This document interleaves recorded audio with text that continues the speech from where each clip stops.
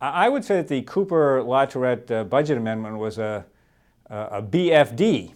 That is a big fiscal deal, because for the first time you had a bipartisan budget framework put into the House of Representatives for a vote, and people on both sides of the aisle voted for it, and it put everything on the table. It incorporated the principles of the Simpson-Bowles Fiscal Commission, which is widely praised, and a lot of people think that's eventually where we're going to end up.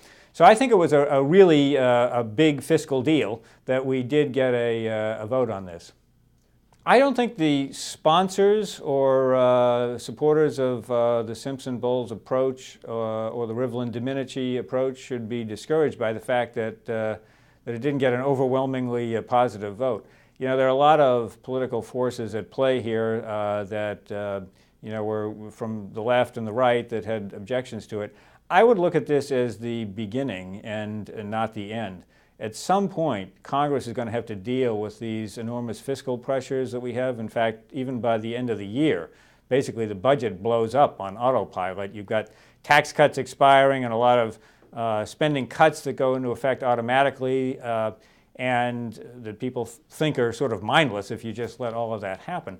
So by the end of this year, Congress is going to have to do something, and I would expect that there's going to be a major legislative push next year, and something very much like what you saw with Cooper and LaTourette this week may be where we end up. So I really think that I would look at sort of the buds that are just sprouting out in the springtime.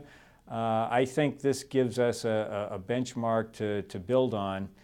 So I frankly was not discouraged by the fact that you had 38 votes. What I would look at is that it came up for vote at all, and that it got a very substantial bipartisan support for the idea of putting everything on the table.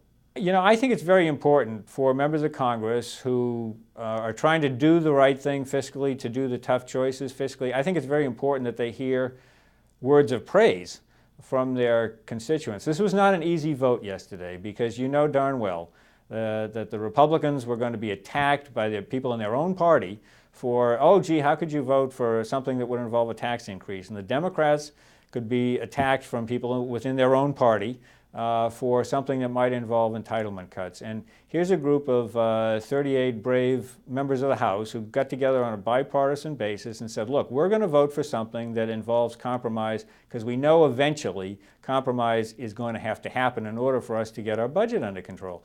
So I think these are 38 heroes, and they deserve to hear from their constituents who say, hey, this is a pat on the back.